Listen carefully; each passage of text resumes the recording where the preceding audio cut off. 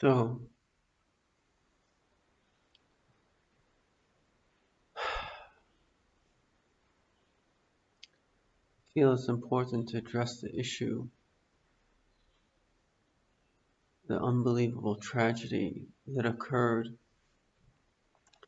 My daughter was actually in Maroon, and it seems that a bleacher collapsed, and I don't know why the police blocked off. People were trying to run out.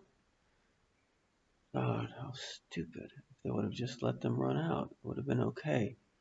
But because they stopped it, so then people were trying to run, and it created a basically, I guess people got stampeded. Unbelievable. So, um, person has to always think about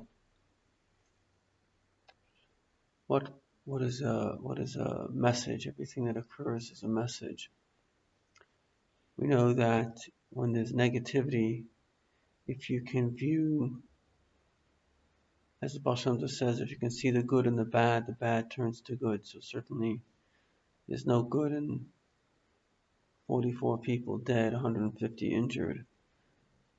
Great celebration turning to great tragedy. But just to look at it from a psychological perspective for a second, unfortunately what happens in life is that we all have, if you listen and you integrate this message, there's something to be benefited. We all have a, um, a cognitive mind, and we have a, panic mind. And the when God forbid a person goes into panic, into fight or flight mode, they lose touch with their cognitive mind. No, it's not something that a person can really control. You can't blame someone for feeling panic and anxiety. It's a natural reaction to fear. Fear, as I read in a very big medical book, it teaches basically doctors about the brain that obviously anxiety must play a very important role in the world. Otherwise, it wouldn't exist. And of course, the role is that if God forbid a lion is attacking you, it's not the time to have your cognitive mind. It's time to have your kind of emotional mind. Let's get out of here. Now, the emotions have two emotions, two main emotions. There's the emotion of love, which is I want something. And in a very strong example, but a very real example, that's addiction. The person becomes an addict to a substance, so they lose their cognitive mind. In fact, it's more than that. The emotions take over the cognitive mind, and they rationalize their addiction. And only when the emotional mind switches, they're so sick of what they're doing, whether from shame or pain. So then they say, okay, I got to change. So it's actually the change in the emotional mind that starts to change. So the cognitive mind, even though it's the smarter part of us, it's not as powerful as the emotional. And then likewise in fear, God forbid, we go to the flip side, which is I just got to get out of this situation. And again, the cognitive mind is not there. It's just the emotional mind. That's why they train soldiers again and again and again so they can operate based on certain principles that even if they're under fire, they have a certain way that they've been trained to operate. So I just want to conclude, let us do something positive from this great, terrible tragedy. That is that today is Lag BaOmer. Lag BaOmer is the day of Rabbi Shimon Bar Yochai. It says that Rabbi Shimon Bar Yochai, I don't know why he hasn't done this, it's a nice little saying, that he could die, he had the merits to redeem the Jewish people till the coming of the Moshiach. So perhaps he should use some of those merits If you can cash something in to redeem the Jews, now would be a nice time.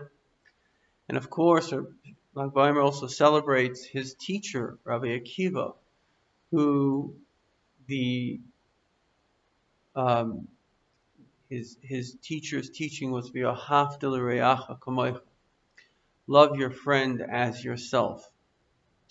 So the story is that it's ironic that his own students, 24,000 students, there was a plague that killed those students, and the reason for that plague was because they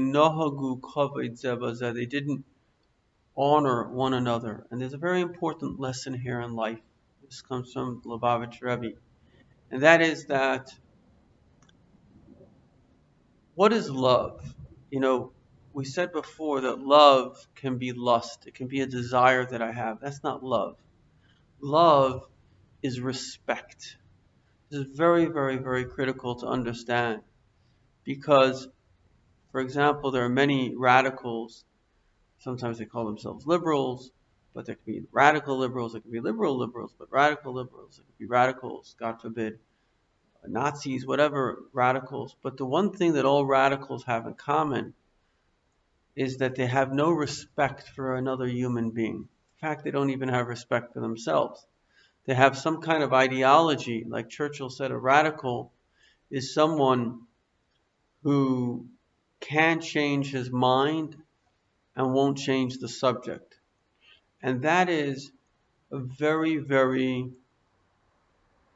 interesting phenomena. So what's the radical actually after? The answer is that the radical is somebody who internally has been shamed, somebody disrespected him, and therefore he is now jealous of the self-respect. That's what we all seek. We seek to self-respect. And therefore, the very nature of a human being is oiz v'chedva, strength and joy. Our souls are part of God. God is life, and life is joy and love. And I don't want to go too deep into this. I want to mainly focus on the core message. But there's no question that the Rebbe said clearly that Avas Yisrael, love for our fellow Jew, will bring Moshiach. So how do we love our fellow Jews? We're in a time that unfortunately the media, left-wing media, has basically become like Nazi Goebbels propaganda, just literally brainwashing people to look at Orthodox Jews or right-wing people as, God forbid, Nazis. They're looking at them as another, they term them as ultra-Orthodox, and right now it's unbelievable. In Israel, they're beating up Jews. I mean, these are freaking Nazis. That's what the Nazis did, beating up Jews. See, they've so brainwashed the left that these people actually now look at, just like the Nazis were brainwashed to look at a Jew as evil, they have been brainwashed to do the same. So I don't see how the left will be woken up because they're just being fed this constant propaganda. But certainly those that are on the right, or those that are right, those that have emotional and cognitive facilities, the ability to think independently, the Pew poll shows that 27% of America has kind of gone far left, radical left, which make up 45% of the Democratic Party, and they're just like basically a cult. Whatever Obama thought, that's their god, and they give themselves a name, whether it's woke, progressive, but it's no different to Nazis. It's just a little bit maybe not as bad, but it's the same terminology. We're the super race, we're the good ones, you're the evil ones. We can do whatever we want to you. It doesn't matter because we're good. This is very sick stuff. But the bottom line is, at least the people that have the emotional and cognitive ability to listen to reason, and again, 27%, which make up the 45% of the Republican Party. And this is not a pitch for one side or the other side, because radicalism is extremism. It can be on either side. But it's just a fact that those people are actually independent. They basically, like myself, choose the Republican Party because it's just closer to their values. but they're not. There's no such. They're not Republicans as such.